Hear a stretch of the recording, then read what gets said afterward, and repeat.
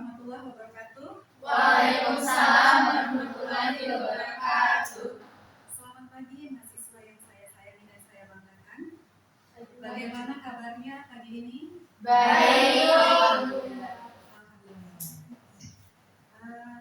Pada kesempatan ini saya ingin menyampaikan bahwa saya sedang mengikuti pelatihan pekerti dosen dan saya mengundang adik-adik di sini untuk membuat video mengajar real teaching. Ya. Jadi harap kerjasamanya sampai akhir video ini dibuat. Action.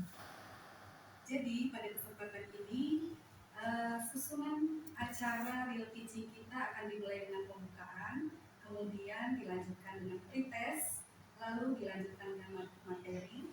Setelah itu ada sedikit games, lalu dilanjutkan dengan diskusi kelompok, dan nanti kita tutup dengan post-test.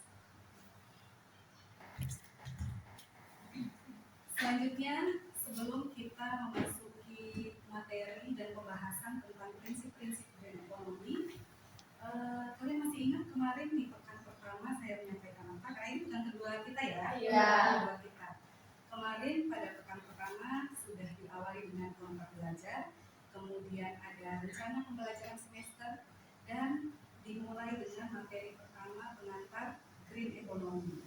Makanya pada kesempatan kedua ini kita akan melanjutkan dengan materi prinsip-prinsip green economy. Namun sebelumnya silakan disimak dulu tujuan dan capaian pembelajaran kita untuk materi green economy ini ya. Jadi selain kita mengulas sedikit tentang pengertian dari green economy menurut United Nations Environmental Program, nanti tentunya kita akan membahas 3 prinsip utama dalam green economy. Kemudian kita juga akan mengeksplor apa saja sih contoh penerapan green economy dari berbagai industri ataupun dari berbagai negara. Dan yang pasti, setelah mempelajari prinsip-prinsip green economy ini, harapannya kalian tidak hanya fokus ke teorinya saja, tapi juga fokus ke implementasinya, sekecil apapun itu ya, dan dekat dengan kehidupan kita sehari-hari. Selanjutnya silahkan dipersiapkan device-nya masing-masing. Bawa handphone semuanya? Bawa. Kita akan mulai pretest kita ya. Kita akan mulai pretest kita, kemudian kalian silahkan menjawab, ada 20 soal.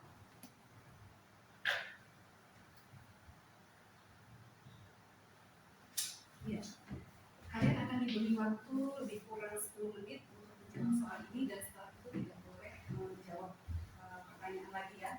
Baik, bisa dimulai sekarang? Bisa. Oke, silakan dimulai ya.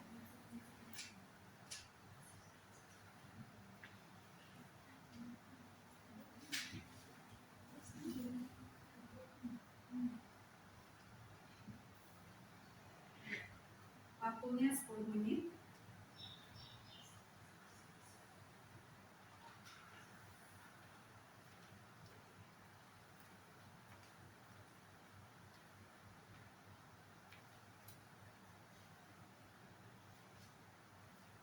Yang sebelah sana sudah bisa buka linknya? Sudah, Bu.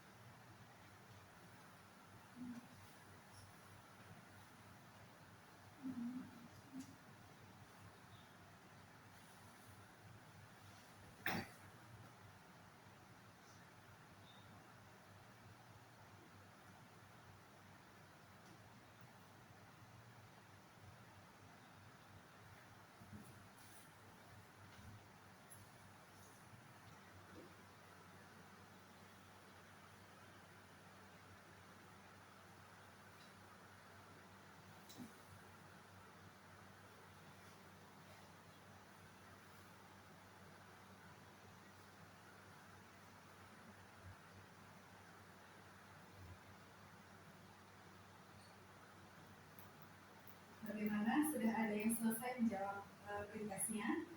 Belum.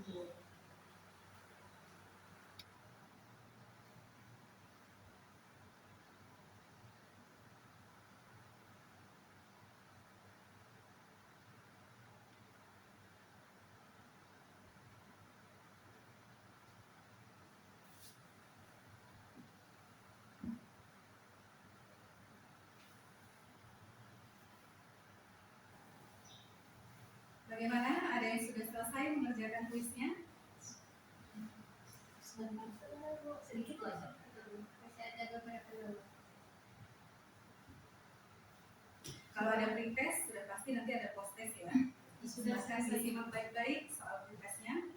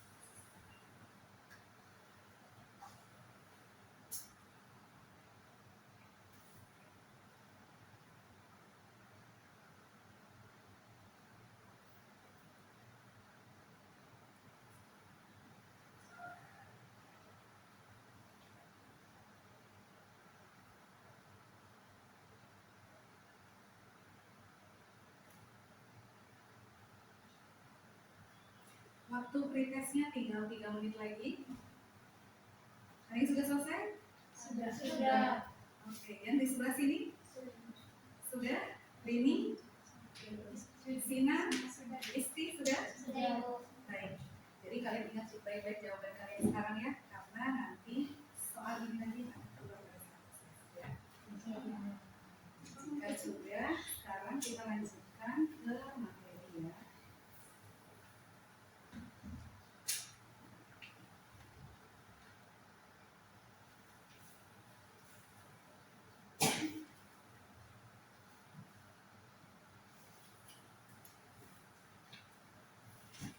Ada sedikit brainstorming buat kalian, silakan menyimak dulu film tentang lingkungan ini ya, silakan disimak bersama.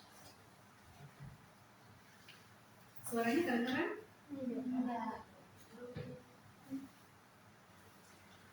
Jadi setelah pretest tadi, sekarang kita lanjutkan ke brainstorming ya. Ada salah satu video tentang lingkungan yang harus kalian tonton terlebih dahulu sebelum kita diskusi ya. Jadi silakan disimak bersama-sama.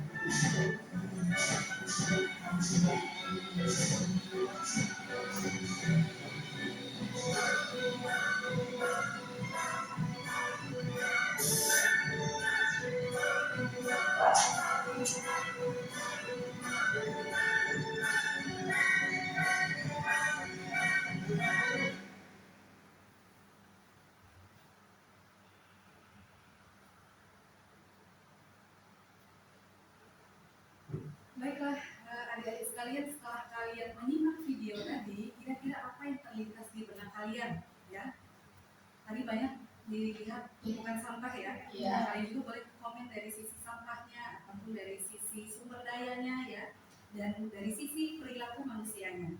Silahkan kalian berpasangan dua-dua, kemudian kalian diskusikan. Saya kasih waktu 5 menit, kemudian nanti kalian menyampaikan pendapat kelompok kalian masing-masing ya. Oke, silahkan dimulai dari sekarang.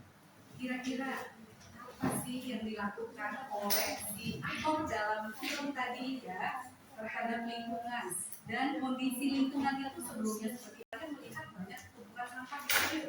Ada sampah apa saja kah itu ya? Kalian boleh komen dari sisi ini. Silakan dimulai. Langsung dua-dua sama teman yang berdekatan dulunya ya. Waktunya 5 menit dari sekarang, kita hitung dengan timer.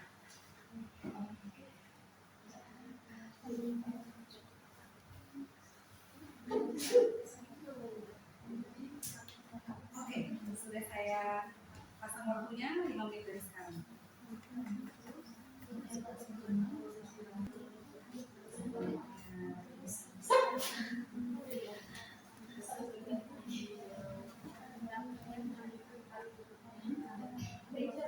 Boleh komen dari perilaku manusianya, dari sampahnya, atau dari sisi sumber dayanya yang di forecast tadi itu ya.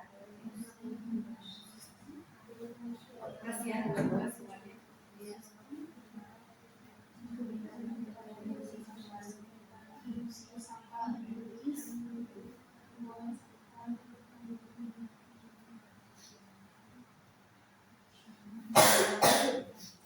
Dan setelah melihat video tadi, kira-kira pentingnya green economy itu apa? Kasih sedikit ulasan menurut kalian kan?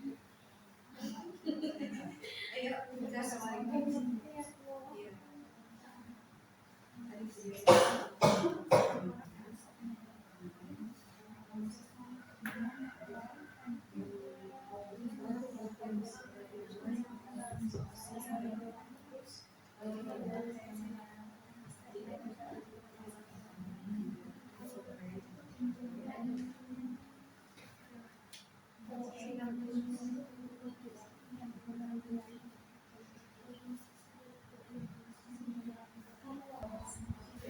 Bagaimana jika ada yang ingin ditanyakan, silakan ditanyakan dulu. Itu tadi tentang Iya, kenapa green economy itu menjadi penting? Ya. Kenapa sih green economy itu penting? Bisa kalian cari jawabannya di video.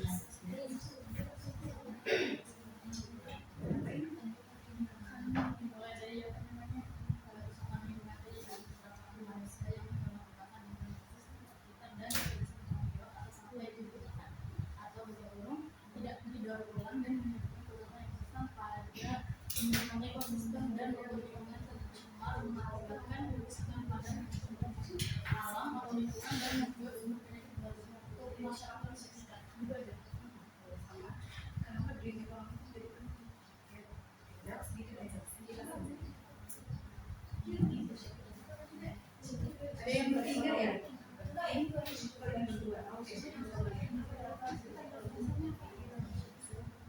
Waktunya 1 menit lagi.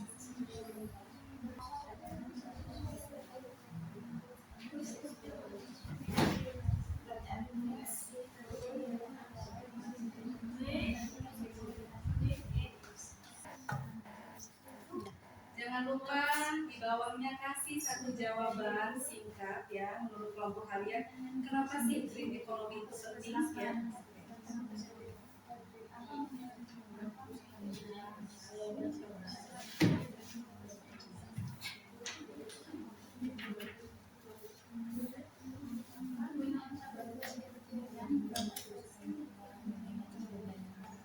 Waktunya sampai timernya selesai.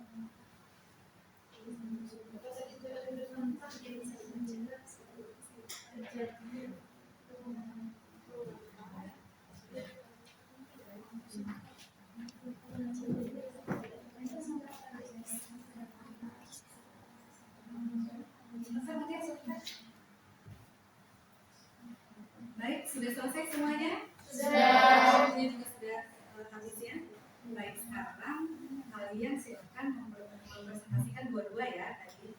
Mulai dari siapa yang dulu yang lebih siap ya? Saya siap terlebih dahulu. Silakan. Oh boleh dari Isti sama Sina. Silakan. Silakan Isti dan Sina.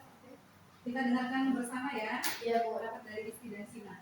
Baik, pendapat kami yaitu dalam video tadi yaitu karakter sumber daya manusianya, keserakahan yang selalu tidak pernah puas, dan kerusakan pada lingkungan yang bukan hanya merugikan lingkungan tapi juga berdampak pada ekosistem lain. Contohnya pada ekosistem laut. Dan juga perburuan liar sehingga berkurangnya populasi hewan yang dilindungi. Pentingnya green economy juga merupakan kunci untuk mencegah kerusakan lingkungan akibat dari eksploitasi sumber daya. Dan juga pendekatan ini juga memastikan pertumbuhan ekonomi berjalan namun turut menjaga kelestarian dan meningkatkan kesejahteraan sosial tanpa mengorbankan hak generasi yang akan mendatang. Oke, luar biasa pendapat dari Isti dan juga Sina ya. Sekarang kita kasih aplaus dulu buat selanjutnya teman-teman yang sudah siap lagi untuk menyampaikan diskusi. Selanjutnya kita simak pendapat dari Rini dan Tika. Ya silakan Rini dan Tika. Oke, baik. Dari yang dipaparkan oleh ibu dosen tadi videonya, kalau menurut saya dari awal dari video tersebut manusia yang dari awalnya dunia itu baik-baik saja akan tetapi seiring berjalannya waktu dunia mengubahnya. Jadi seperti tadi saya melihat hewan seperti hewan ular. Nah, jadi kulit ular itu dijadikan brand, dijadikan tas, dijadikan sebagai sepatu dan lain-lain. Ada juga tadi beruang, terus kulit beruang itu dijadikan seperti jaket dan segala macam. Nah, itu berubahnya seiring berjalannya waktu dunia juga semakin canggih. Nah, terus itu bersentuh kepada hewan. Terus tadi juga saya melihat di pantai, jadi di mana ketika nelayan yang sedang nelayan mencari nafkah, mencari ikan, mungkin ada berbagai macam jenis kimia yang dia lemparkan, yang mereka buang di laut. Itu akan mengakibatkan kerusakan dalam ikan-ikan tersebutnya. Itu mengakibatkan para nelayan juga minim mendapatkan ikan tersebut. Nah, kalau dari perilaku manusia, nah seiring berjalannya waktu tadi juga ada kita yang dari awalnya itu perpohonan, yang banyak pohon itu kan tadi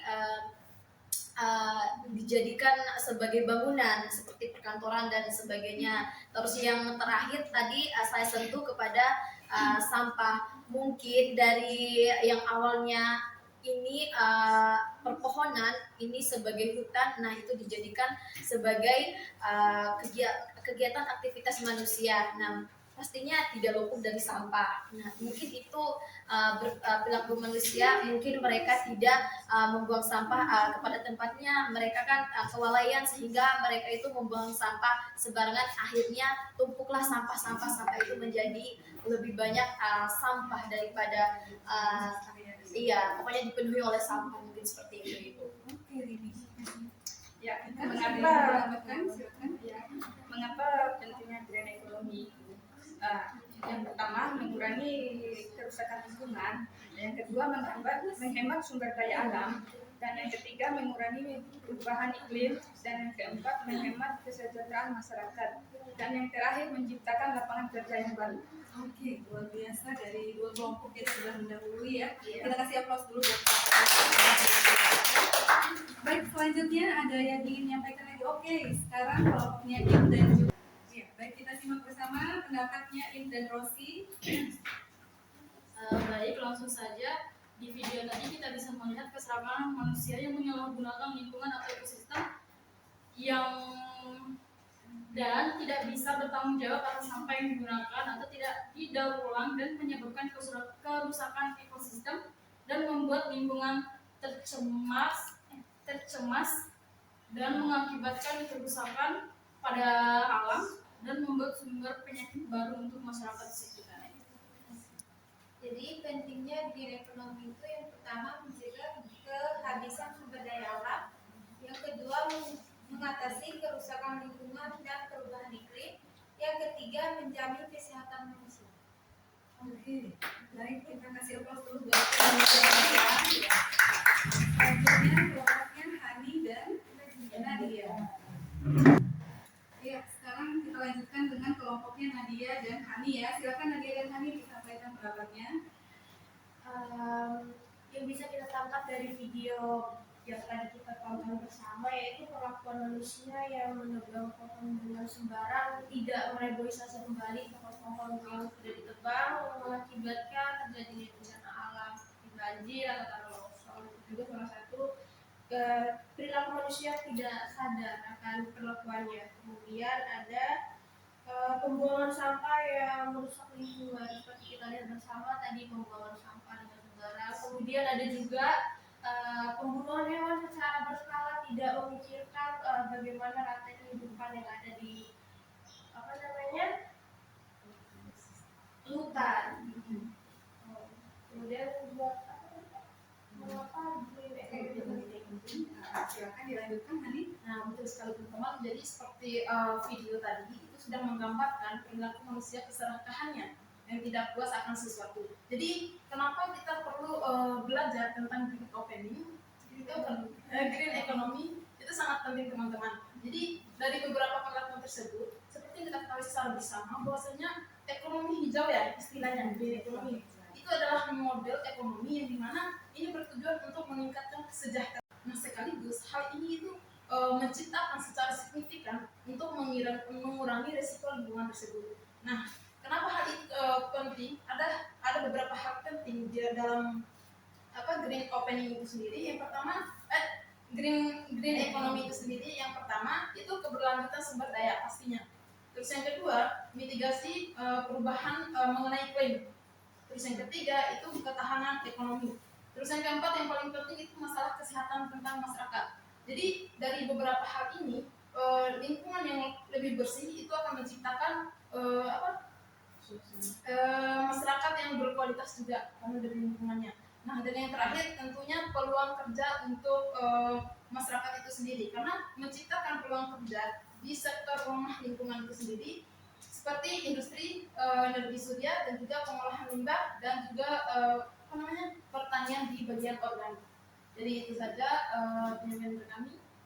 Baik, terima kasih Nadia dan Hani. Silakan kasih aplaus dulu.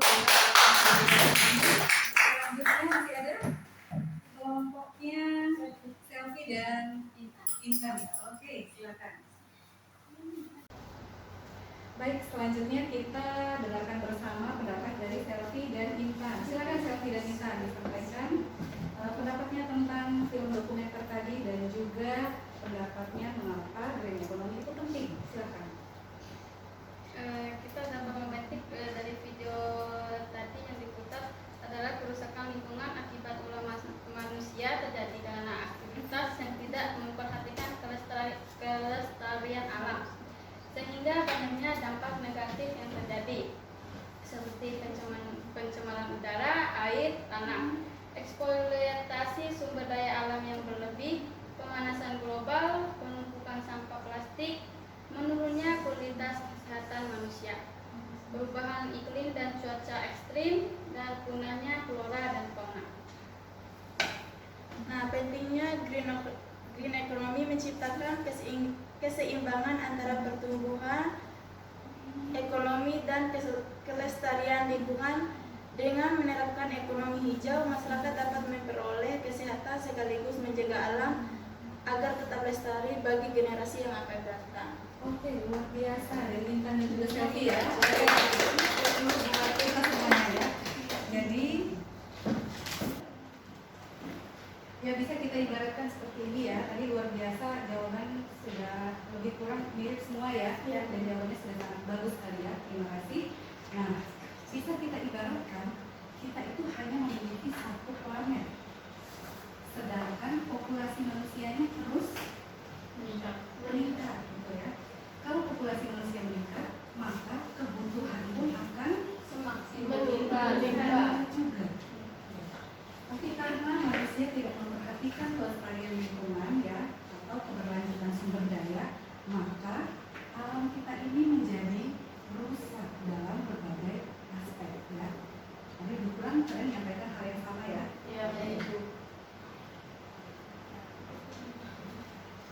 Dan dalam perdagangan internasional sendiri, green economy ini menjadi penting karena negara-negara di dunia, terutama negara-negara maju, mereka mulai menerapkan standar produk ya yang ingin mereka impor atau yang ingin mereka ekspor.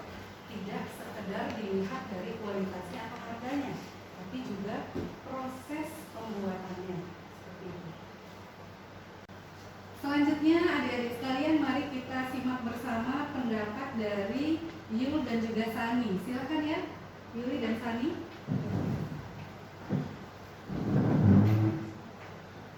Nah, di dalam video yang bisa kami tangkap atau pahami adalah bahwa manusia atau oknum tersebut mengeksploitasi lingkungan atau hutan untuk keuntungan diri sendiri atas keserakahannya dengan membabat hutan, membuang sampah elektronik, sampah kimia secara liar, dan memburu hewan langka sehingga terjadinya kepunahan.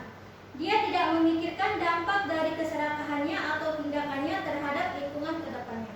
Nah, terus keuntungan dari green economy, adanya green economy yang pertama, peralihan dari eksploitasi ke efisiensi, di mana green economy mendorong penggunaan sumber daya secara efisien, alih-alih mengeksploitasi secara berlebihan. Terus yang kedua, investasi pada alam, di mana fokus beralih pada perbaikan dan perlindungan ekosistem.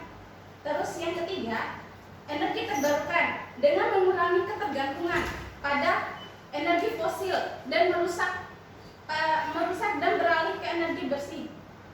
Yang keempat, ekonomi sirkular, di mana mendorong daur ulang dan penggunaan kembali bahan baku untuk meminimalisir limbah, menggantikan model ambil, buat dan buang. Sekian dari kami. Terima kasih Yul dan juga Sani sudah memberikan luar biasa. Lebih kurang kalian punya insight atau pandangan yang sama ya tentang video tadi ya. Dimana sekarang sudah lebih paham tentang kerusakan yang ditimbulkan oleh manusia dan mengapa green economy itu menjadi penting ya. Oke. Selanjutnya saya ingin menambahkan sedikit dari apa yang sudah kalian sampaikan di masing-masing kelompok tadi ya. Bisa kita ibaratkan kita hanya memiliki satu tempat tinggal, satu planet ya. Tapi populasi manusia itu terus Meningkat. ya. Dan kalau populasi manusia meningkat, otomatis kebutuhan manusia juga Meningkat. Nah, kita hanya punya satu alam karena konsumsi kita terus meningkat dan tidak bisa dikendalikan, maka yang menjadi korban adalah Buminya, planetnya, tempat tinggalnya. jadi sumber daya kita terkuras, kemudian lingkungan kita menjadi rusak. Dan kalau misalnya kita perhatikan lebih lanjut bagaimana kita menjadi rusak gara-gara kita memenuhi kebutuhan kita, ya. Jadi di perdagangan internasional ini sendiri, mengapa green economy itu menjadi penting? Karena sudah banyak negara yang menerapkan standar untuk produk-produk yang ingin mereka ekspor ataupun yang ingin mereka impor. Jadi sebuah produk itu tidak hanya dinilai dari kualitas dan harganya saja, tapi juga sangat diperhatikan tuh bagaimana proses produksinya. Apakah dia menimbulkan polusi udara yang tidak bisa dikendalikan, atau apakah limbahnya sangat merusak lingkungan dan merusak kesehatan masyarakat, ya? Atau misalnya pestisida yang digunakan itu sangat berlebihan, ya? Jadi sangat diperhatikan sekali proses produksinya. Sebagai contoh, negara-negara Uni Eropa, mereka punya standar khusus untuk pestisida produk pertanian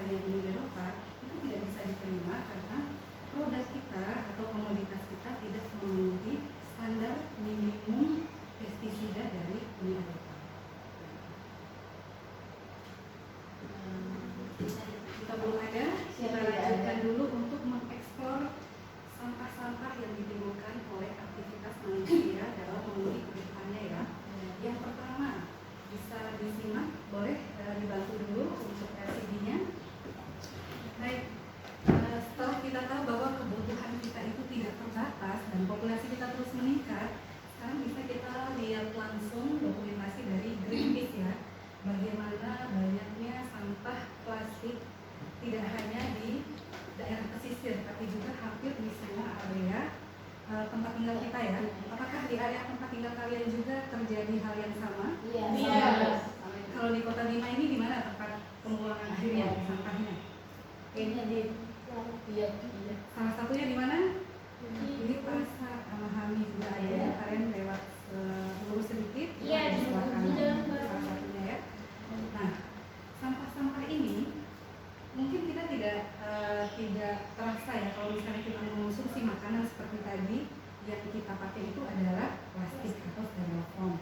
Kemudian kita beli minuman dalam sehari itu mungkin lebih dari sekali ya. Kalau satu orang kalau satu orang minum satu botol satu hari itu sudah satu botol aja ya. Kemudian kalau misalnya di sini ada berapa nih, lebih kurang ada 20 orang mungkin ya. Jadi ada 20 botol dari kelas ini aja. Belum dari kelas-kelas yang lainnya dan belum dari luar kampus kita. Ya. Jadi bisa kita bayangkan bagaimana menumpuknya sampah plastik gitu ya. Untuk sedotan yang sekecil itu aja kalau dikumpulin itu pasti bisa menimbulkan gunung sedotan gitu ya. Jadi tidak hanya di satu tempat, tapi di banyak tempat-tempat yang lain. Dan ini masih belum timbul kesadaran kita untuk mengurangi sampah plastik. Jadi tiap hari pasti ada satu orang, pasti ada minimal satu sampah plastik yang dia buang dalam satu hari. Gitu ya. Kemudian ini juga data di tahun 2015 ya, ada lama data yang ini, tapi Indonesia itu menempati urutan kedua sebagai produsen sampah plastik terbesar di dunia setelah Cina ya. Kemudian selanjutnya ada limbah apa lagi sih yang disebabkan oleh manusia selain sampah plastik tadi? Ada polusi kendaraan dan juga industri ya. Kendaraan itu jumlahnya terus meningkat juga kan ya? Nah, karena kita pengennya hidup ini simple gitu, jadi kita nggak mau jalan kaki tapi kita kendaraan selain untuk menghemat waktu juga gitu ya. Dan kemudian ada juga industri, makin hari industri itu makin banyak ya, walaupun di Bima sendiri mungkin industri belum banyak produk ya. Tapi polusinya ini tidak bisa dikendalikan, terutama di kota besar seperti Jakarta, Surabaya dan kota besar lainnya tempat industri itu berdiri gitu ya. Selanjutnya, apalagi sih yang ditimbulkan oleh manusia? Kerusakan alam. Ya. Jadi tidak hanya, kalau misalnya kita lihat gambar kerusakan hutan seperti ini, yang rusak itu bukan hanya pohon yang ditebang, tapi juga ekosistemnya, di mana di situ ada hewan-hewan yang menghuni hutan ini dan kemudian mereka tidak punya habitat tempat tinggal lagi ya kalau hutannya sudah rusak. Ini merupakan salah satu dokumentasi dari Rusia ya, kerusakan hutan Rusia.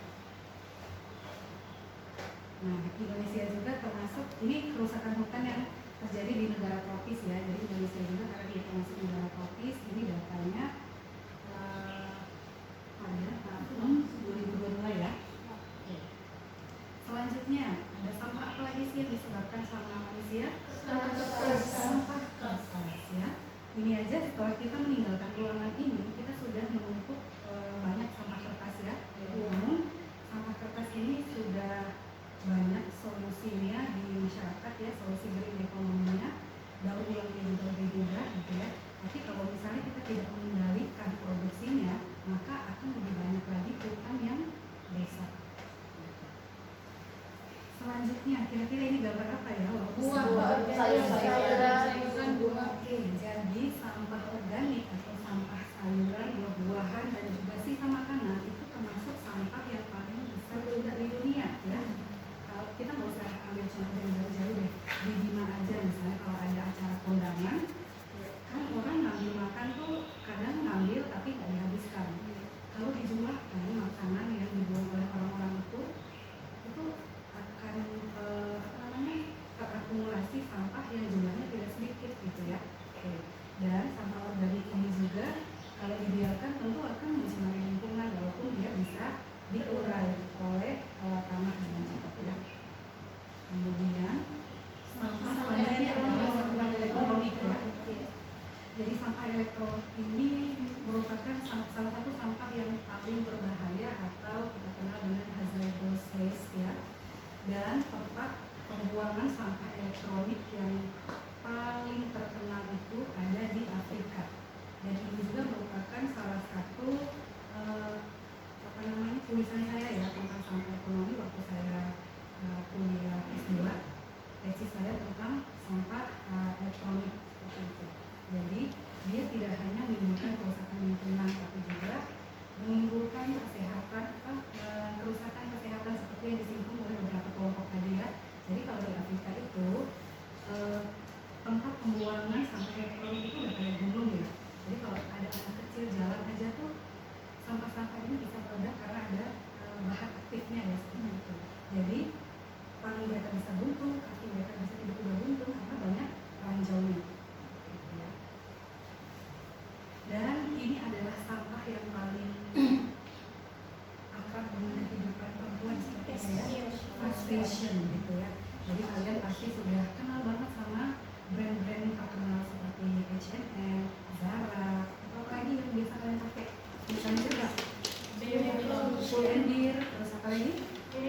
Uniqlo gitu ya.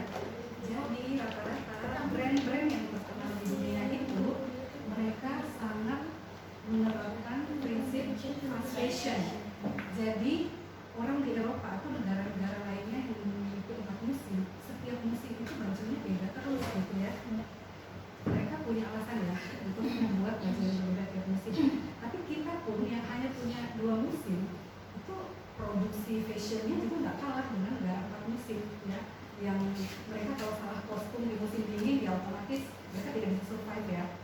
Tapi kita di Indonesia khususnya kita nggak punya 4 musim, tapi produksi fashion itu tidak berhenti kan ya, dan sampahnya terus menumpuk. Saya mau tanya, kalian kalau sudah nggak pakai bajunya biasanya dibuang kemana? Dia jadi kayak Iya. Ini apa namanya salah satu bentuk dari recycling gitu ya. Bentuk recycling walaupun dalam ilmu yang lain itu tidak diperbolehkan gitu ya. Nah, kemudian yang lain, kalian kira-kira kalau ada pakaian yang sudah kalian tidak pakai lagi, kalian mau kemana? Kalau ini di obral. Di obral. Pre-love. Thrifting ya. Iya. Terus ada lagi yang lain? Dibakar. Oke. Dulu waktu saya kuliah S2 di luar gitu ya. Jadi ada tong sampah khusus untuk pakaian ya. Jadi ketika kita tidak lagi ingin memakai pakaian tersebut, kita bisa menitipkannya di tempat sampah pakaian gitu ya. Tapi walaupun kita sebut sampah, pakaiannya itu tidak bolong-bolong alias masih bisa dipakai seperti itu ya. Jadi itu salah satu solusi juga untuk menangani adanya sampah fast fashion gitu. Dan tanpa kita sadari budaya thrifting yang semakin merebak ya, itu merupakan cara negara maju untuk membuang limbah fashionnya ke tempat kita, negara berkembang ya. Jadi kalau misalnya kita beli barang thrifting, otomatis kita menumpuk ya. Kita mungkin melihat harganya hanya 5.000 aja, 10.000 atau 15.000, tapi kemudian lemari kita semakin penuh nggak? Iya. Kita semakin numpuk nggak sama fashion kita? Jadi ini merupakan salah satu bentuk penjajahan sampah ya. Kalau dalam hubungan internasional itu disebutnya neokolonialisme oleh negara maju ke negara berkembang yang bentuknya itu berupa sampah ya, baik itu sampah fast fashion atau sampah elektronik, sampah plastik, dan juga sampah kertas dan sampah-sampah yang lainnya. For your information, Indonesia juga menjadi salah satu tempat untuk membuang sampah plastik ya. Slide selanjutnya ini merangkum beberapa kerusakan lingkungan yang sudah kita jelaskan di awal tadi ya. Dan pertanyaan lanjutan dari materi ini adalah apakah perkembangan ekonomi atau kemajuan ekonomi itu selalu berlawanan dengan kelestarian lingkungan? Ada yang ingin menyampaikan pendapatnya? Silakan. Apakah kemajuan ekonomi itu selalu berlawanan dengan kerusakan lingkungan? Jadi kalau ekonominya semakin maju berarti lingkungannya semakin rusak. Apakah seperti itu? Silakan kasih insight-nya. Satu orang dari sebelah sini, satu orang dari sebelah sana, dan satu orang dari sebelah sini ya. Silakan.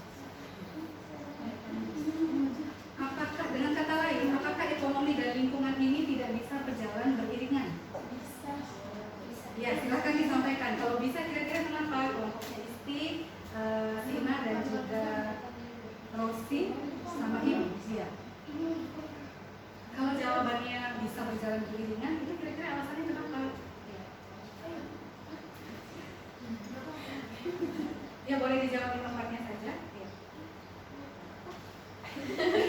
Atau mungkin dari kelompoknya kita ini ada. Silakan. Dari kelompoknya Nadia juga boleh. Silakan. Hani, silakan Hani. Jadi pertanyaan yang tadi, Apakah kemajuan ekonomi itu selalu tidak sejalan dengan kerusakan lingkungan, perbaikan lingkungan? Kalau ekonominya semakin meningkat, apakah lingkungan semakin merusak? Dengan kata lain, mereka bisa nggak jalan beriringan? Atau selalu bertolak belakang gitu? jadi kalau dari saya sendiri itu mereka bisa berjalan bersama. Karena kenapa? Ekonomi dan lingkungan itu melalui konsep pembangunan yang berkelanjutan. Karena kan di sini keduanya ini tidak harus saling mengorbankan tidak harus mengorbankan satu sama lain. Karena kan ekonomi dan lingkungan itu membutuhkan sumber daya alam. Karena misal gini, ekonomi membutuhkan sumber daya alam, sementara lingkungan itu membutuhkan kita sebagai pengelola.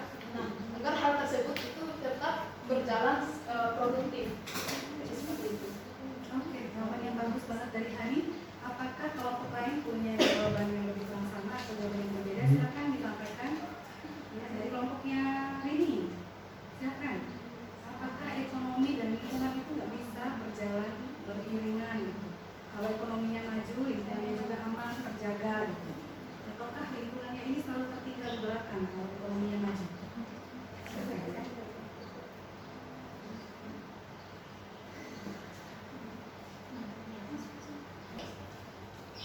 Tadi bisa beriringan.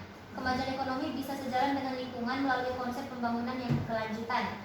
Keduanya tidak harus saling mengorbankan jika diwujudkan melalui ekonomi hijau, investasi teknologi ramah lingkungan, dan transisi energi terbarukan yang memisahkan pertumbuhan ekonomi dari degradasi lingkungan. Baik, terima kasih Isti dan juga kelompoknya sudah menjawab pertanyaan tersebut. Kemudian selanjutnya dari kelompoknya Rini, Intan, Selfie dan juga Tika. Silakan Rini. Baik, saya mau menjawab. Tadi dipaparkan oleh kelompok Hani dan kelompoknya Kaisti itu yang bersamaan ya. Tapi kalau menurut saya ada juga yang tidak bersamaan, seperti ekonominya naik tapi lingkungannya itu turun. Nah, kalau itu kita ambil dari saya tidak jauh, saya ambil dari sekitaran kita, seperti kita penanam jagung, orang yang menanam jagung. Nah, itu kan mereka kan merusak lingkungan, merusak hutan karena mereka menebang pepohonan. Nah, itu kan sebuah mereka melakukan sebuah kerusakan terhadap lingkungan. Nah, tetapi mengapa saya mengatakan ekonomi mereka naik? Karena mereka kan setiap tahunnya mendapatkan penghasilan yang cukup banyak, bahkan sampai ratusan juta, bahkan sampai 1 M-an, sampai 1 M. Nah, itu saya berani mengatakan bahwa ekonominya tinggi, tetapi lingkungannya itu rendah. Karena mengapa? Ketika seseorang ini menanam jagung, kan lahannya itu kan ditebang pohonnya, kan itu bisa menimbulkan kebanjiran. Karena ketika hujan itu datang, tidak ada yang menumpang air tersebut, sehingga air itu terus mengalir terus hingga sampai di pemukiman, sehingga terjadinya kebanjiran. Mungkin seperti itu. Ya. Luar biasa ya, ada jawaban yang berbeda ya. Kalau tadi kelompok Nadia dan kelompok Rizky menyampaikan bahwa ekonomi dan lingkungan itu bisa berjalan beriringan, tapi ada pendapat yang berbeda dari ini. Ya, ini mengangkat kasus yang ada di lingkungan sekitar kita ya, dimana ini menyampaikan bahwa petani jagung yang ada di Bima itu bisa naik taraf ekonominya, tapi kemudian mereka sangat merusak lingkungan sehingga timbul banjir yang tidak hanya dirasakan oleh para petani sendiri, tapi kita semua keseluruhan sebagai masyarakat yang ada di kota dan kabupaten Bima. Ya. Baik, sampai di sini kalian masih ingat nggak 3 pilar utamanya green economy, baik yang sudah kita bahas di pertemuan pertama sebelumnya ataupun yang sudah kita bahas tadi sebelum kita sampai ke slide yang sama. 3 pilar utama green economy. Ada dari aspek apa aja itu? Yang pertama aspek lingkungan. Kemudian yang kedua ekonomi, dan yang ketiga sosial. Ya, makanya kita sudah agak lupa nih ya. Tadi ya pengertian dari United Nations Environmental Program yang merupakan organisasi dunia yang bergerak di bidang lingkungan ya.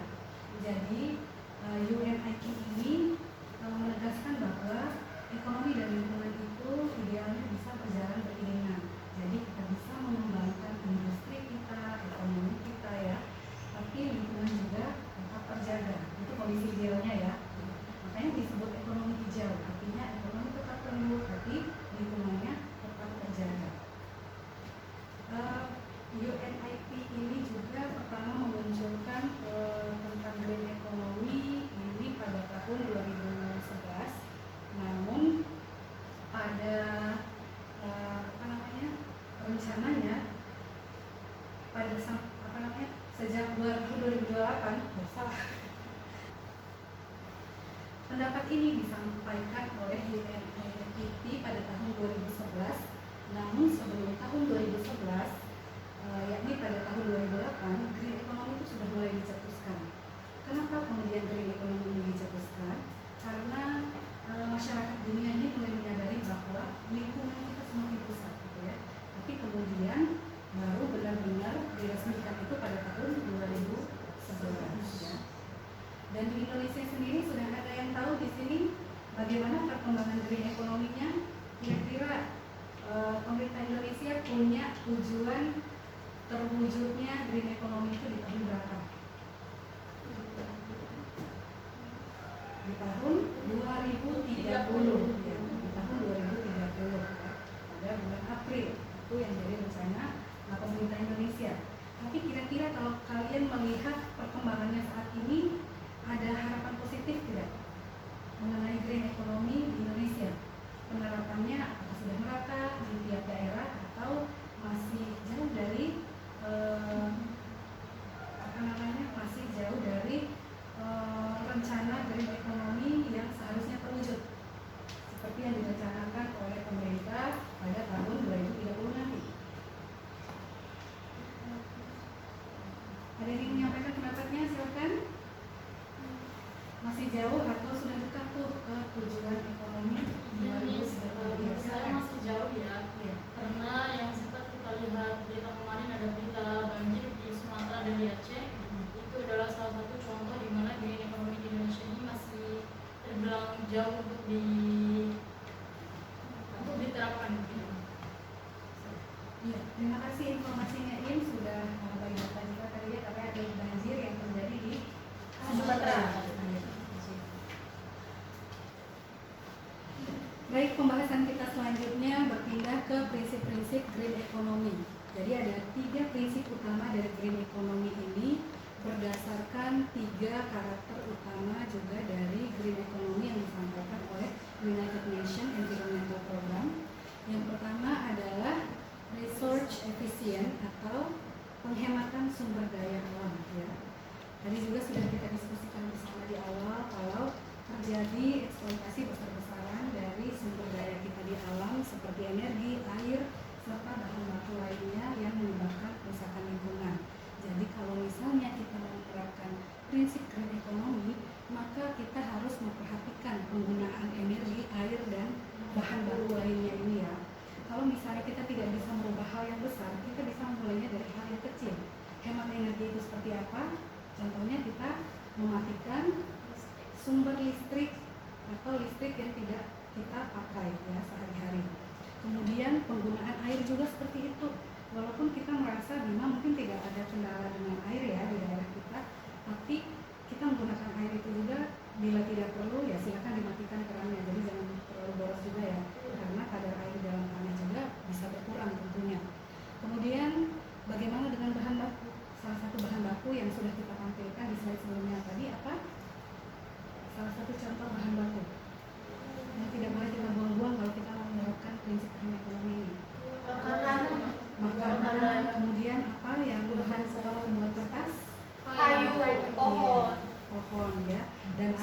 termasuk sebagai bahan baku yang tidak bisa kita lakukan pemborosan waktu kita pakai ya. Maka kalau kita bisa menghemat sumber daya ini, maka kita tuh sudah menerapkan prinsip green economy. Kemudian prinsip kedua dari green economy, kita pindah dulu ke yang sebelah sini, environmental sustainability ya. Jadi tadi ada yang menyinggung ya tentang pembangunan berkelanjutan. Jadi kalau misalnya kita sudah berani menerapkan pembangunan yang berkelanjutan, maka action kita juga harus mencerminkan hal tersebut gitu ya. Contohnya seperti apa sih? Yang pertama, kan sekarang lagi ngehits UMKM nih yang ada di Bima ya. Makin banyak nih kita lihat UMKM yang berkembang. Tapi kalau kita lihat, mereka masih banyak menggunakan kemasan plastik dan sejenisnya, yang kalau misalnya nanti kita tumpuk dan kita buang akan menimbulkan kerusakan lingkungan seperti itu ya. Kemudian ada juga penggunaan batu bara ataupun penggunaan energi fosil secara berlebihan. Kalau misalnya kita menggunakannya secara berlebihan, maka itu juga bisa menimbulkan polusi dan merusak lingkungan. Begitu juga dengan industri-industri ya. Kalau di Bima baru ada industri apa nih? Pabrik tahu dan tempe ya. Selama ini kalian melihat apakah pabrik tahu dan tempe itu dalam pengoperasiannya cukup memperhatikan permasalahan lingkungan atau malah menimbulkan masalah lingkungan? Contohnya seperti apa masalah Limbah sisa cukanya dibuang ke sungai. Oke, kira-kira ada di daerah mana itu? Ada TOI. Denatoi. Kemudian ada di mana lagi pabrik tahu? Lewirato. Denatoi, Lewirato, dan satunya ada di Sarata. Tanjung ya, atau Saraya sana ya? Sarata. Sarata ya? Sarata. Oke. Ini Sarata ya. jembatan. Iya. Kita lihat sungai yang ada di sekitarnya itu bersih atau kotor? Kotor. Jadi enak dipanen atau tidak? Enggak. Tidak. Mereka sudah environmental sustainability atau tidak? Tidak. Oke. Terus solusinya seperti apa kira-kira supaya dia bisa memenuhi prinsip dari green economy di bagian environmental sustainability? Gimana cara dia mengolah ulang lagi limbah yang dia buang, jangan dibuang ke sungai. Oke, ini akan menjadi diskusi lanjutan nanti ya setelah ini. Selanjutnya kita pindah lagi ke prinsip yang ketiga ya, yakni sosial inklusif ya. Pembangunan ekonomi dan lingkungan itu harus bisa dirasakan secara merata oleh semua masyarakat. Jadi tidak hanya kelompok tertentu saja atau hanya pemerintah saja atau hanya masyarakat saja, tapi harus bisa dirasakan oleh semua pihak. Salah satu contoh dari penerapan green economy yang bisa dirasakan secara merata oleh semua lapisan masyarakat itu adalah di daerah Ponggok. Kalian pernah mendengar nama daerahnya? Jadi ada ekowisata yang dibuat oleh pemerintah desanya sampai pariwisata itu berkembang, banyak orang yang berkunjung hingga akhirnya bisa membuka mata pencaharian bagi orang sekitar. Mereka memberdayakan masyarakatnya sendiri untuk bekerja di sektor ekowisata tersebut. Karena kalau sudah ada satu area wisata, otomatis banyak sekali pekerjaan yang bisa dibuka ya. Contohnya misalnya tukang parkirnya, tukang keamanannya gitu ya. Kemudian di situ juga bisa ada kawasan ekonomi kreatifnya yang bisa menjual makanan atau hasil kerajinan. Otomatis kalau kita memberdayakan masyarakat setempat, jadi mereka juga bisa berjualan di situ dan akhirnya mereka bisa mendapatkan penghasilan supaya ekonomi keluarga mereka bisa mandiri seperti itu ya. Jadi itu salah satu contoh nyata dari penerapan sosial inklusif atau prinsip ekonomi yang ketiga, di mana penerapan green economy itu bisa dirasakan oleh semua pihak.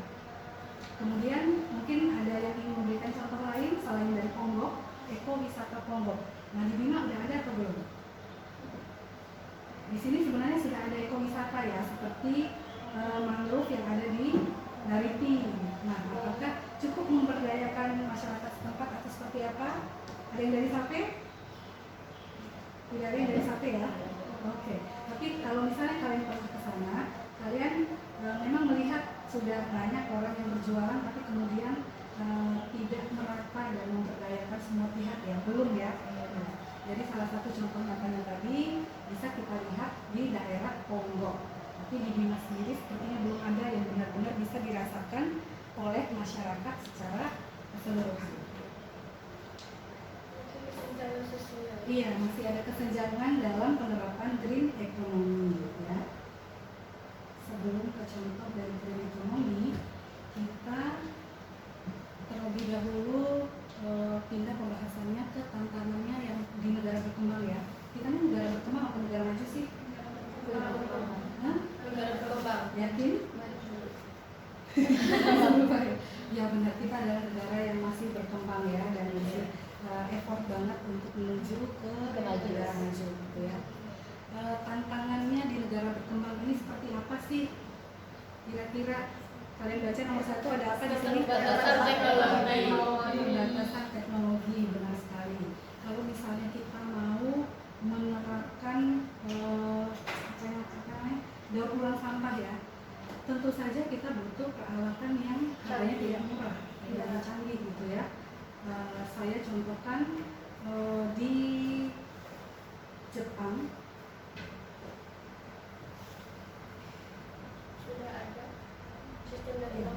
sudah ada sistem ulang daur sampahnya yang sangat canggih sekali gitu ya, yang mungkin susah banget diterapkan di Indonesia.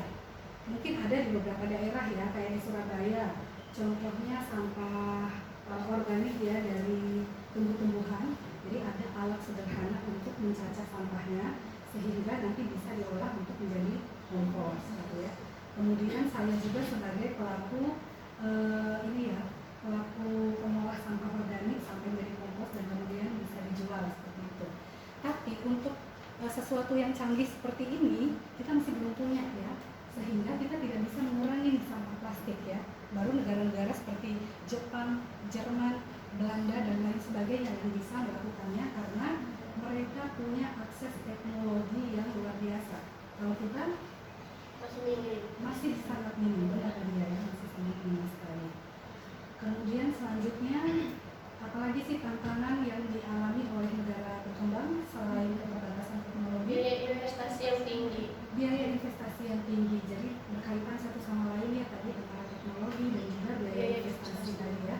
Jadi kita belum bisa menerapkannya secara ideal seperti yang sudah direncanakan oleh UNEP ataupun oleh pemerintah Indonesia sendiri karena biaya dan teknologi kita masih sangat terbatas. Kemudian selanjutnya ketergantungan pada energi fosil.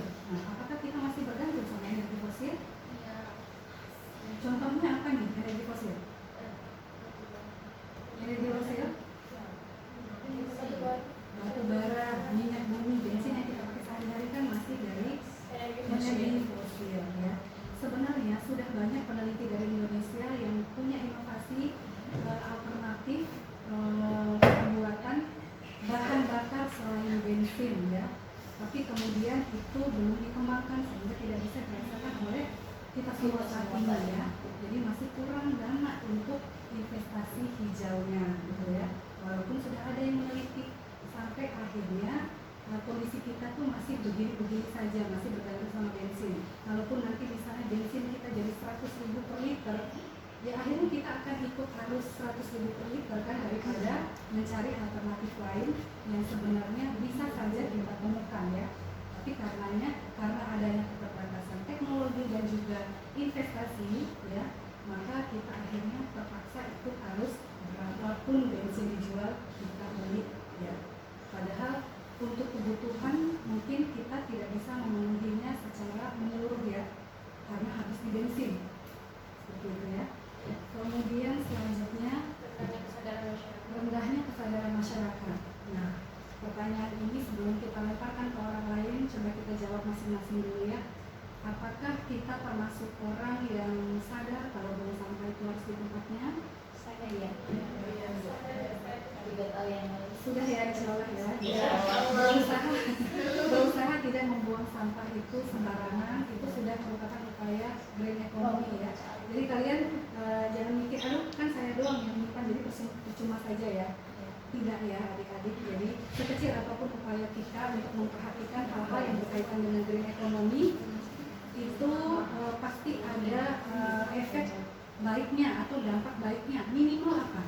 Sebagai pembelajar pasti ada perubahan perilaku di kita sendiri, itu sudah merupakan perubahan yang baik ya.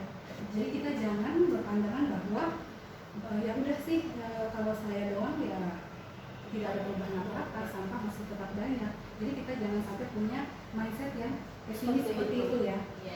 Setidaknya kalau kalian melakukan hal tersebut, integritas kalian akan tumbuh secara natural di dalam diri kalian ya.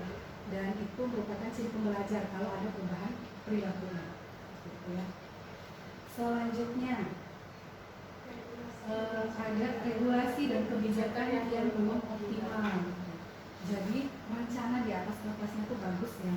Ini kita bukan ingin menyalahkan pihak tertentu ya, bukan salah pemerintah juga ya. Gitu. Jadi rencananya mungkin sudah bagus, tapi penerapannya yang masih banyak kendala ya. Dan Indonesia sendiri seperti yang sudah kita diskusikan tadi ya, rencananya tuh 2030 nanti tercapai ya rencana-rencananya di bidang green economy. Tapi kemudian sampai saat ini masih banyak tantangan ya. Iya. Selanjutnya ada konflik antara pertumbuhan ekonomi dan lingkungan. Tadi sudah dikasih contoh yang bagus sekali ya dari ini. Kalau kita tanam jagung di Bima kan petani jagung tidak hanya 1-2 ya, hampir di semua wilayah, tidak hanya di kabupaten tapi juga di kota Bima. Sebenarnya dalam pertanian itu ada yang namanya agroforestry ya, di mana kita bisa menanam tanaman lindung di sela-sela tanaman jagung kita. Tapi sepertinya itu belum bisa direalisasikan oleh masyarakat kita karena butuh edukasi khusus ya. Jadi kita tidak bisa memanfaatkan kehendak masyarakat kita untuk menerapkan metode tersebut, sehingga akhirnya kondisinya masih seperti ini aja, bahkan lebih parah mungkin ya. Kalau kita berdiri di atas pom bensin, ya ada tanjakan ya sedikit di pom bensin Amahami, kita pandang ke arah sana itu sudah arah Sorowandi ya. Iya. Itu sudah banyak banget yang dilakukan ya. Kemudian begitu juga dengan wilayah Kolo ya, dan wilayah-wilayah lainnya di seputaran kota Bima. Baru kota Bima saja ya, belum yang tempat-tempat yang lain. Apa terjadi hal yang sama juga di tempat tinggal kalian masing-masing? Iya. Di mana nih? Di mana aja? Kira-kira? Di tempat tinggalnya siapa aja? Di Dompu juga apakah terjadi hal yang sama? Kalau masih senior mungkin di Dompu. Kalau dulu mah udah nggak ada itu. Hah? Sudah nggak ada? Maksudnya kalau penghijauan itu udah minim. Tapi petani jagungnya terus bertani dan membabat hutan. Tapi sekarang udah enggak sih, karena kan sudah dibatasi. Kalau dari kan itu tuh ibu di ujung gunung itu tidak boleh ditebang. Kalau mereka ingin membuka lahannya sendiri, gitu. Jadi sudah dibatasi. Jadi ada kebijakan dari pemerintah lokalnya ya untuk membatasi pengolahan lahan. Jadi nggak boleh tanam di area-area tertentu ya, dan tidak boleh membuka hutan. Jadi bagus sekali ya. Itu di bagian Kempo sih ibu, tapi kalau Dompu kurang tahu itu di Kempo. Makanya Kempo itu mohon maaf saya juga tidak meminta kurang banjir gitu kalau di Kempo. Kurang banjir. Maksudnya nggak ada banjir. Kurang banjir. Maaf. Iya. Ada banjir. Banjirnya masih ya, karena hutannya masih ada gitu ya maksud ini ya. Ya, iya. Jadi banjirnya bisa dibilang sangat minim sekali ya, tidak seintens di daerah lain seperti itu ya. Jadi karena hutannya masih ada, bagus sekali ya. Di tempat yang lain, di daerah yang lain ada Vera, di mana Vera? Di mana Vera dengan petani jagungnya? Kayaknya banyak yang botak juga ya. Banyak ibu, tapi di ujung gunung kayak peraturannya masih dalam kayak di dalam. Oh, di ujung gunung kita tidak pernah membangun dengan jagung ya. Kalau ditebang semua banjir. Oh iya, biasa, alhamdulillah ya. Berarti mereka jadi pilar pertahanan lingkungan kita yang ada di Kabupaten Bima ya. Dan terus di daerah lain ada lagi satu orang di mana? Di Sama bagian tubuh. Ya. Udah habis kita. Karena apa ya, dari tahun ke tahun makin bertambah orang yang nanam jagung, tanam jagung, tambah Oh, tambangnya ya, tambangnya di daerah dulu ya. Nah, apakah petaninya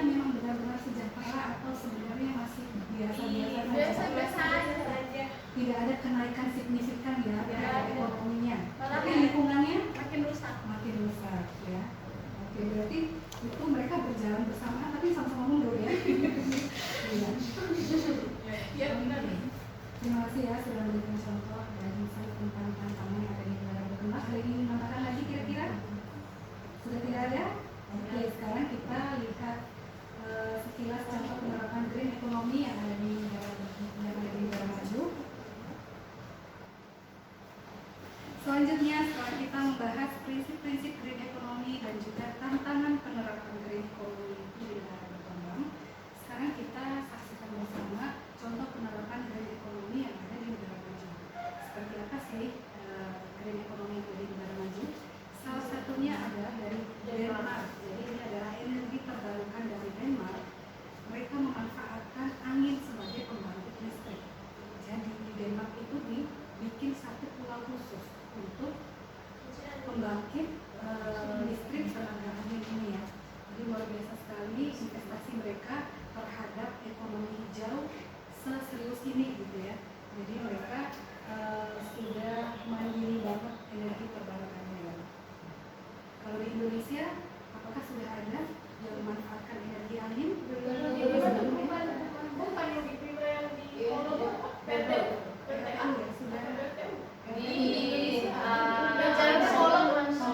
Ya, sudah Di tapi dampaknya masih belum menyeluruh ya. Dampaknya masih belum menyeluruh ya. Atau selain energi angin juga ada panel surya ya, energi matahari. Nah, panel surya itu sudah banyak digunakan di negara kita, tapi ya harganya juga tidak murah. Jadi hanya orang-orang yang memiliki dana lebih saja yang bisa pakai panel surya ya. Kalian sudah ada punya panel surya belum? Belum ada ya. Menjemur baju di halaman ya. Jadi panel surya ataupun energi angin ini masih belum bisa kita terapkan secara merata ya di negara kita. Jadi keren banget atau enggak ada Denmark ini membuat satu pulau untuk pembangkit energi dari angin. Kemudian selanjutnya ada Tong sampah. Jadi tadi sudah kita singgung juga sedikit ya tentang sistem daur ulang dari Jepang. Mereka secanggih itu dan sejenis itu. Jadi kalaupun misalnya ada sampah plastik, sampah kaleng, sampah botol, karena sampah tuh banyak jenisnya ya, tapi mereka tetap bisa menangani masalah sampah yang ada di negaranya karena mereka sudah punya sistem yang canggih, teknologi yang canggih. Mereka juga punya dana untuk diinvestasikan di ranah hijau ya, atau di green economy. Oh iya, saya juga jadi ingat waktu saya di Belanda, buang sampah itu memang kalau misalnya kita mau jual botol ya, itu kita bisa ke tempat apa namanya mesin khusus, masukin PTM gitu, nanti yang keluar koin. Jadi ya, luar biasa sih itu kan setelah punya pengalaman itu jadi kayak iya ini kayak gitu. Di Indonesia juga ada. Di Indonesia sudah ada Bank sampah. Bank sampah oke, ada contohnya kayak ini ya. Atau misalnya di kosmetik gitu ya, di kosmetik ada yang menjual apa membeli kembali wadah kosmetik yang sudah kita pakai ya. Itu juga sudah ada tapi belum merata ya, gitu. Terus selanjutnya ada bank sampah dari Indonesia ya. Bank sampah ini tidak hanya ada di kota-kota besar tapi juga di daerah Bima sudah mulai maju ya bank sampahnya. Di salah satunya itu ada di daerah Tete ya. Ada di daerah Tete bank sampahnya sudah maju dan sudah banyak memberdayakan masyarakat setempat khususnya perempuan ya dan anak muda. Jadi mereka bisa menabung di bank sampah itu dan mereka juga bisa berkreasi dengan sampah yang ada ya. Mereka juga membuat produk akhirnya mereka jual kemudian bisa menjadi sumber pendapatan secara dari mudah. Lalu bagaimana dengan daerah Afrika? Mungkin kalau lihat dari bayangan kita Afrika tuh ya kering kerontang seperti itu ya. Tapi ternyata mereka punya urban agriculture project atau kita kenal di Indonesia itu dengan urban farming. Jadi mereka melakukan pertanian bahkan di daerah-daerah yang lahannya itu sempit ya. Jadi mereka menggunakan lahan apa saja untuk pertanian. Kalau di desa mungkin masih ada halaman-halaman yang luas untuk ditanami ya. Tapi untuk di daerah perkotaan pakai kebun vertikal ya, karena lahannya juga tidak luas. Itu kemudian sudah luar biasa mereka menerapkan urban farming atau urban agriculture project ini. Seperti itu ya. Nah, dengan adanya berbagai masalah green economy tadi, tentunya menjadi PR tersendiri bagi kita ya, karena lingkungan kita semakin rusak gitu ya, tapi tidak ada upaya yang real dari berbagai pihak sebagai solusi untuk mengatasinya.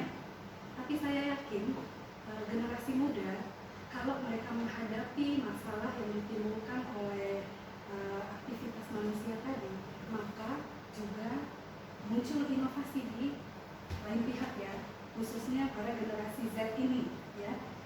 Saya sebagai pengajar tuh yakin kalian juga punya berbagai inovasi ya. Seperti yang saya sudah contohkan tadi, yang saya lakukan sendiri itu adalah pemanfaatan sampah organik ya. Misalnya ada sampah-sampah di pasar, ada sampah rumah tangga, itu dikumpulkan kemudian nanti diolah jadi pupuk organik, dan alhamdulillah usaha saya itu masih berjalan sampai sekarang ya, usaha kompos dari sampah organik. Nah sekarang kalian silahkan berkelompok, 3 kelompok saja ya, di sini sama-sama. Kalian diskusikan setelah menyaksikan berbagai masalah, khususnya masalah sampah tadi ya.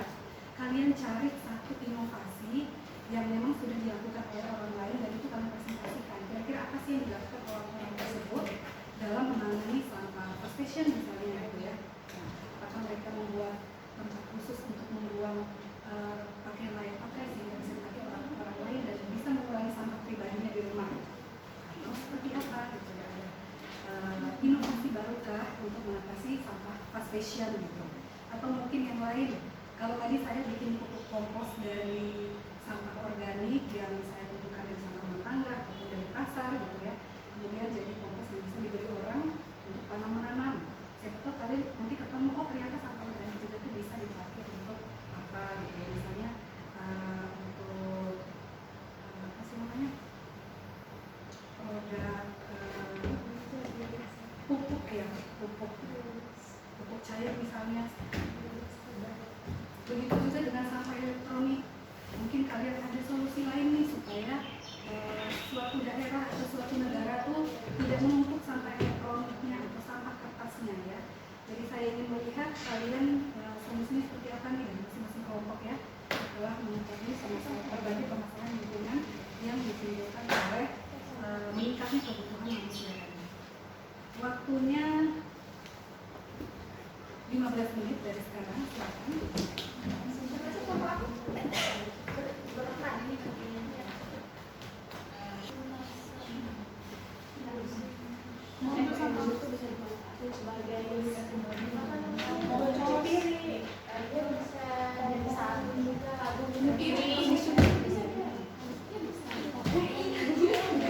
Kalau kalian masih kurang referensi, saya berikan satu contoh lagi. Di Finlandia itu mereka bikin paving block dari fast fashion ya. Mereka bikin paving block dari fast fashion. Kalau kita, kalau di Indonesia ini yang bisa dibikin paving block itu kan hanya sampah plastik ya. Tapi di Finlandia itu mereka sudah punya teknologi yang sangat canggih sekali untuk mencacah kain menjadi bagian yang sangat kecil sekali sehingga bisa mereka manfaatkan untuk membuat paving block. Dan itu ramah lingkungan juga gitu ya. Sudah kalian temukan contoh-contoh yang lebih unik lagi dari apa yang sudah saya sampaikan tadi ya, inovasinya seperti apa yang mungkin bisa kita terapkan di negara kita, khususnya di daerah kita di mana. Terus nanti kalau misalkan udah ada contohnya gitu, terus nanti cara pengolahannya gimana? Dan apa kendalanya? Peluang sama kendala, fokusnya di situ ya. Peluang dan kendalanya. Sekarang lanjutkan diskusinya. Nanti kalian jelasin dulu inovasi dari daerah mana, sejauh mana penerapannya, ya. Apakah ada peluang untuk disebarluaskan di masyarakat sehingga tidak ada lagi yang namanya kelangkaan bensin. Pertama kali kalian temukan inovasi, nggak perlu inovasi dari kalian sendiri ya, inovasi yang sudah dibuat sama orang lain ya, inovasi yang dibuat sama orang lain, kemudian kalian analisis peluangnya seperti apa, bisa nggak diterapkan secara luas di masyarakat. Dan kalau misalnya belum bisa diterapkan, tantangan yang dialami sama orang tersebut atau inovator tersebut apa? Misalnya izin dari pemerintah gitu ya.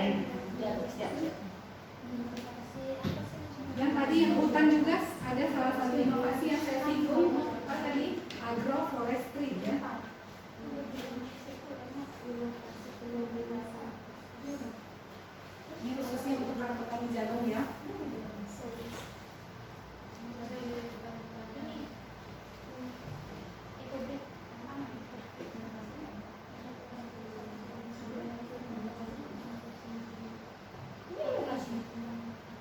Ada yang belum dipahami kira-kira dari tugas diskusinya? Silakan disampaikan. Pengelolaan sampah limbah plastik itu limbah rumah tangga itu termasuk inovasi kan? Termasuk inovasi.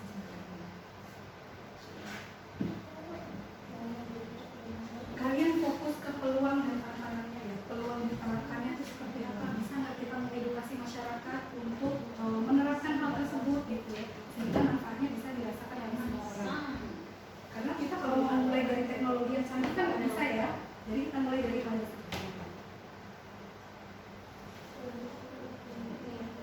Tadi sudah ada yang sampah organik sudah, kemudian yang sampah plastik sudah.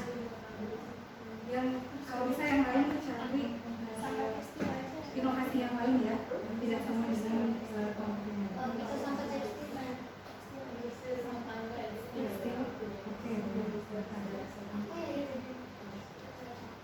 Sampah tekstil berarti fast fashion juga kan ya? Kira apa? Kalau kayak film juga tadi nggak mungkin kalian bikin film dari kayu karena teknologinya nggak ada. Nah, siapa tahu kalian temukan dari daerah atau negara lain solusi green economy dari fast fashion.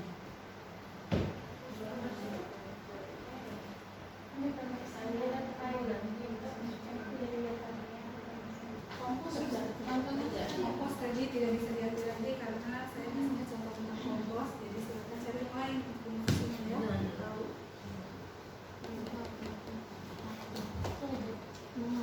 Kalau misalnya Nadia sama Ani sudah ketemu solusi ekonomi, nah itu kira-kira tujuannya mau disebarluaskan itu supaya buat apa sih ekonomi itu biasanya? Terus enggak, oh iya sih.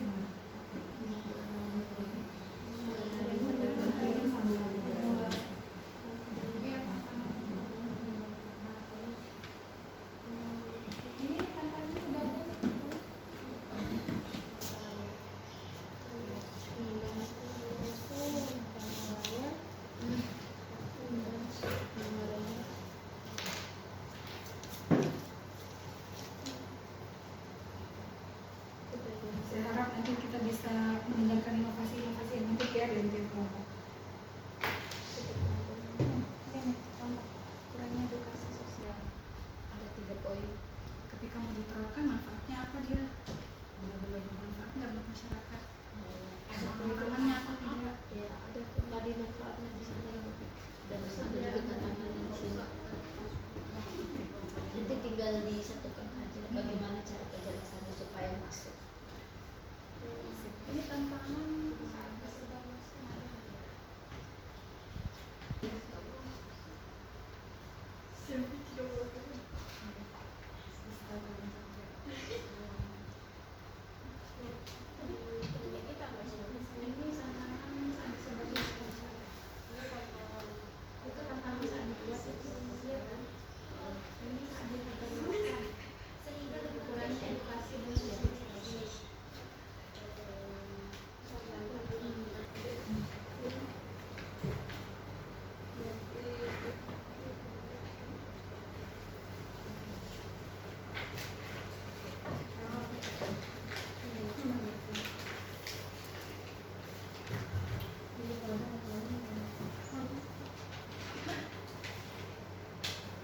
waktunya 10 menit lagi.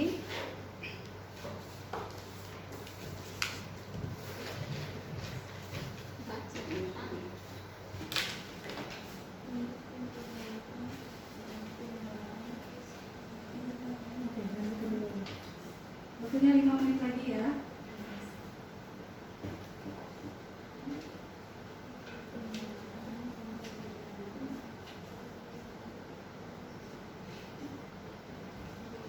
Kalau bisa saat teman kalian mencari solusi tentang inovasinya, kelompok yang lain nanti bahas peluang, anggota yang lain nanti bahas peluang dan tantangannya gitu ya. Jadi bisa bagi tugas ke kelompok gitu ya. Semuanya bisa berkontribusi di kelompoknya. Itu pengelolaan limbah sampah rumah tangga. Cara pengelolaannya itu yang pertama menggunakan rumus dia. 1 1, 3, 10. 1, 3, 10 itu artinya 1 bagian untuk gula, terus 3 untuk bagian sampah organik, terus 10-nya itu untuk bagian air. Ketiga bahan tadi dicampurkan dalam satu wadah, kemudian didiamkan selama 3 bulan dengan pelepasan gas secara berskala, yaitu mulai dari minggu-minggu awal. Kemudian manfaat dari eco engine-nya sendiri yaitu yang pertama untuk membersihkan rumah tangga itu kayak seperti pengganti cairan pel, kemudian sebagai sabun cuci piring, dan salah satunya itu untuk cuci-cuci kendaraan juga bisa banget. Kemudian perawatan pembersihan untuk pertanian. Yang pertama itu untuk pupuk alami, kemudian pestisida alami, kemudian ada juga manfaatnya itu untuk perawatan kulit. Perawatan kulit yaitu seperti cuci tangan, yang sabun mandi, dan lain-lain. Banyak manfaat eco engine itu sendiri. Kemudian buat rekan-rekan saya ada yang mau menambahkan mungkin? Lalu ada tantangan saat proses pembuatan eco engine. Yang pertama, waktu fermentasi yang lama. Kedua, risiko gagal fermentasi. Dan ketiga, bau selama proses. Oke, jadi dari tantangan proses tadi ada juga tantangan pada saat memberikan pengetahuan dan pemahaman terhadap masyarakat kita. Nah, dalam hal ini ada beberapa tantangan. Yang pertama itu kurangnya edukasi dan juga sosialisasi.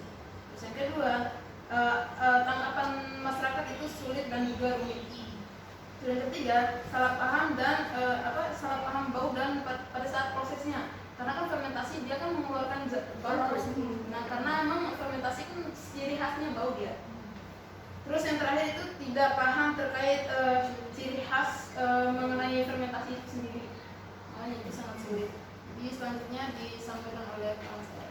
Adapun peluang dalam pembuatan eco engine, yang pertama, hemat biaya rumah tangga.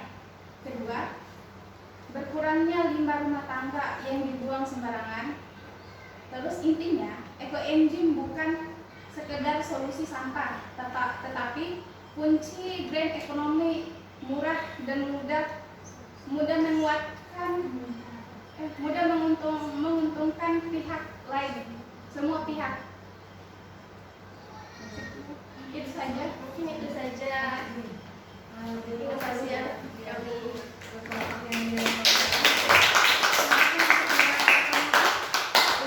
Mungkin dari kelompok yang lain dijelaskan pertanyaan aja cukup. Tidak banyak, sudah cukup jelas untuk pertanyaannya? Oke, baik. Nah, silakan duduk untuk kelompoknya Nadia dan kawan-kawan. Selanjutnya dari kelompoknya Im dan baik. Assalamualaikum warahmatullahi wabarakatuh. Waalaikumsalam warahmatullahi wabarakatuh. Solusi yang kami ambil dari luar negeri seperti Belanda itu circular fashion. Circular fashion ini adalah sistem fashion yang berkelanjutan, di mana pakaian bisa digunakan lebih lama, diperbaiki, dipakai ulang, didaur ulang, atau diubah menjadi produk baru, sehingga limbah pakai dapat dikurangi semaksimal mungkin. Berbeda dengan fashion show yang memakai sistem beli, pakai, terus buang, tetapi circular fashion memakai prinsip gunakan kembali. Baik, silakan kita lanjut ke pemateri kedua. Baik, tantangan dari circular fashion ini yaitu yang pertama, budaya konsumtif. Masih banyak orang lebih tertarik membeli barang baru karena mengikuti tren, gengsi, dan pengaruh media sosial. Yang kedua, kurangnya edukasi. Sebagian orang masih belum memahami dampak fashion, pentingnya daur ulang pakaian. Yang ketiga yaitu anggapan barang bekas itu rendah. Masih ada stigma bahwa pakaian thrift dianggap kurang layak, barang bekas dianggap tidak layak.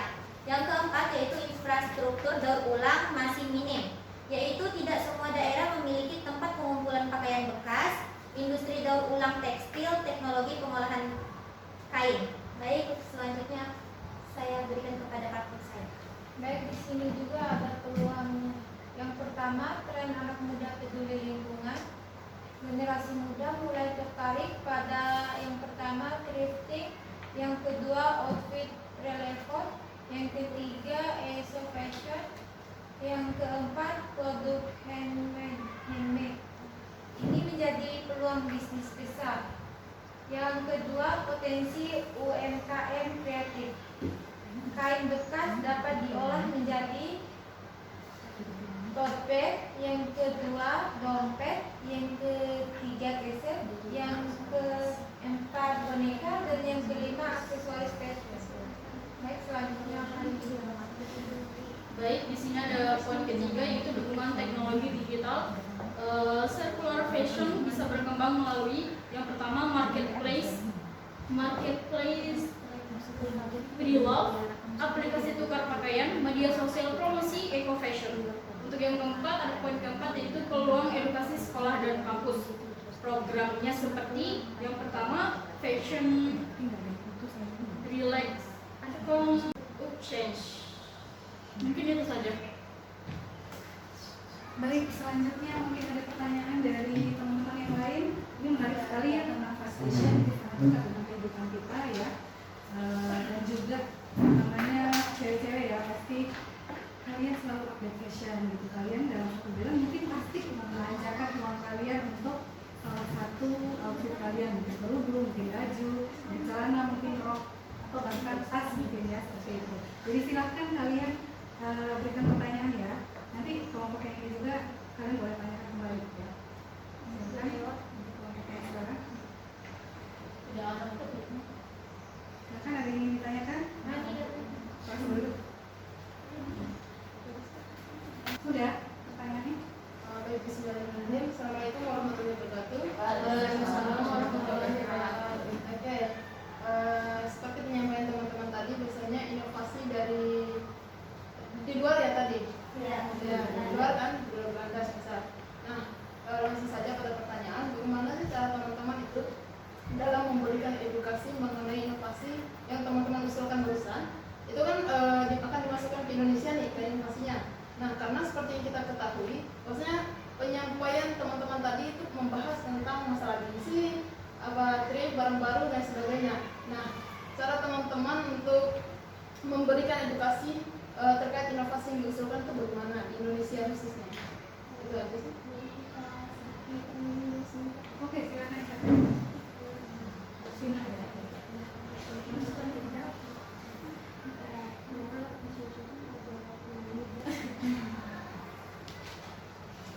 Baik, terima kasih atas pertanyaannya. Jadi, cara edukasi yang bisa kami lakukan yang pertama yaitu melalui media sosial dan kampanye digital. Karena saat ini masyarakat lebih cepat menerima informasi lewat platform seperti TikTok, Instagram, Facebook, atau YouTube. Edukasi bisa dibuat dalam bentuk video singkat, infografis, maupun simulasi penggunaan inovasi tersebut agar lebih mudah dipahami.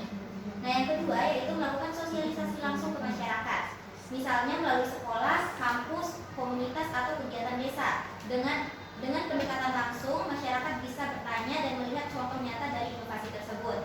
Yang ketiga yaitu bekerja sama dengan pemerintah, tenaga kesehatan, maupun influencer edukatif agar informasi yang disampaikan lebih terpercaya dan jangkauannya lebih luas. Yang keempat, menyesuaikan inovasi dengan budaya dan kondisi ekonomi masyarakat di Indonesia. Jadi, edukasinya tidak hanya menjelaskan fungsi inovasi, tetapi juga menunjukkan bahwa inovasi tersebut relevan, bermanfaat, dan bisa diterapkan dalam kehidupan sehari-hari. Jadi, intinya, edukasi harus dibuat sederhana, dekat dengan masyarakat, dan mudah dipahami, agar inovasi dari luar tidak hanya menjadi tren, tetapi benar-benar bisa diterima dan digunakan di Indonesia. Itu saja. Oke, terima kasih jawabannya Isti. Bagaimana dari kelompoknya Hamid? Sudah terjawab? Oke, terima kasih untuk kelompoknya Isti dan kawan-kawan. Beri aplaus dulu.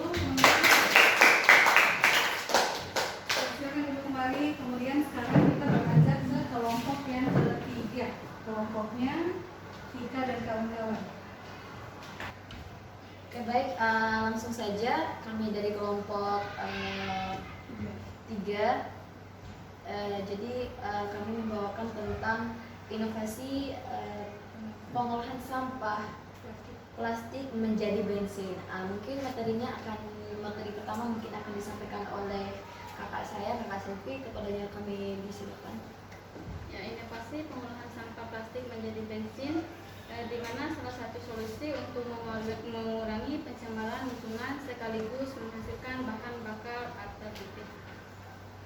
Proses ini dilakukan dengan teknologi seperti pirolisis, yaitu pemanasan sampah plastik pada suhu tinggi tanpa oksigen sehingga plastik terurai menjadi minyak bahan bakar cair. Ya, lanjut manfaatnya. Manfaatnya mengurangi jumlah sampah plastik, mengurangi pencemaran tanah dan laut, dan menghasilkan sumber energi alternatif. Memiliki nilai ekonomi karena limbah dapat dimanfaatkan kembali. Membantu mengurangi ketergantungan pada bahan bakar fosil. Oke, baik, di sini peluangnya sebenarnya banyak, akan tetapi saya mengambil 3 peluang saja, dan saya mengambil di area laut. Jadi yang pertama itu peluangnya, yang pertama pengurangan limbah laut dan darat. Nah, di mana plastik yang sulit didaur ulang secara mekanis seperti plastik saset atau kantong plastik tipis dapat diolah dengan model ini. Ini menjadi solusi bagi jenis plastik yang biasanya ditolak sampah. Itu peluang yang pertama. Terus peluang kedua ada kemandirian energi lokal. Nah, di mana kita tidak luput dari warga pesisir, masyarakat pesisir, yang dimana di situ mereka tadi kan masyarakat pesisir yang dimana itu berbicara tentang masyarakat yang berada di sekitaran laut. Nah, dimana warga ini kita membantu nelayan mendapatkan bahan bakar murah sekaligus membersihkan pantai dari sampah plastik tersebut. Jadi mengurangi sampah plastik yang yang berada di area tepi laut gitu. Nah, terus ada yang ketiga itu nilai ekonomi sampah. Nah, yang dimana kita menciptakan masyarakat agar menimbulkan kesadaran supaya mereka tidak buang sampah sembarangan, supaya mereka mempunyai inisiatif ketika mereka mengonsumsi suatu makanan, mereka mengumpulkan sampah tersebut dan membuang sampah tersebut ke tempatnya. Seperti ini menjadi sampah menjadi minim di sekitar kita. Mungkin itu peluangnya, dan kendala atau tantangannya saya berikan kepada rekan saya. Untuk tantangan dalam membuat inovasi tersebut, yang pertama biaya alat dan teknologi yang cukup mahal, terus membutuhkan keterampilan khusus, dan resiko pencemaran udara, ketersediaan dan pemilihan sampah plastik. Ya, sekian itu saja dari kami. Baik, materi telah kami paparkan. Jadi yang ingin bertanya, silakan bertanya. Ya, silakan. Sudah diberikan kesempatan oleh kelompoknya ini dan kawan-kawannya. Dari kelompoknya Nadia, ada yang ingin bertanya? Atau dari kelompoknya Isti?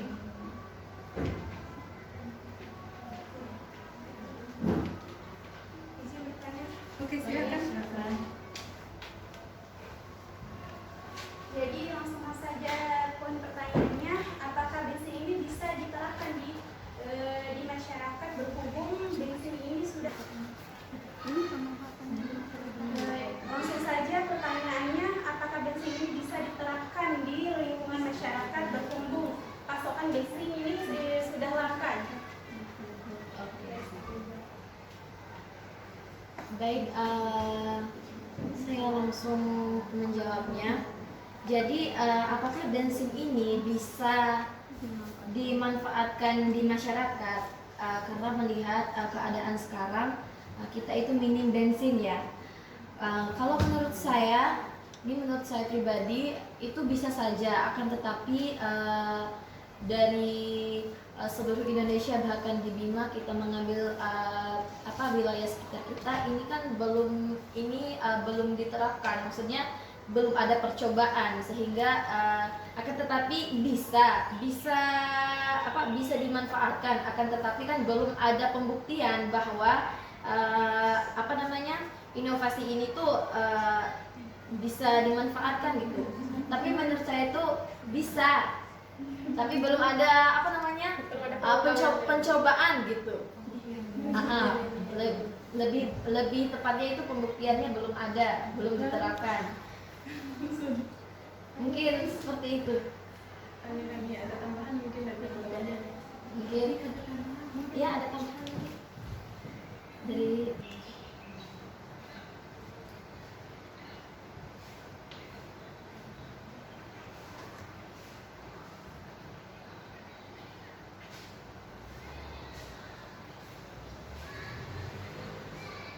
Baik, karena waktunya sudah habis, kita cukupkan di sini untuk post-testnya ya. Sudah selesai semua ya? Sudah post-testnya.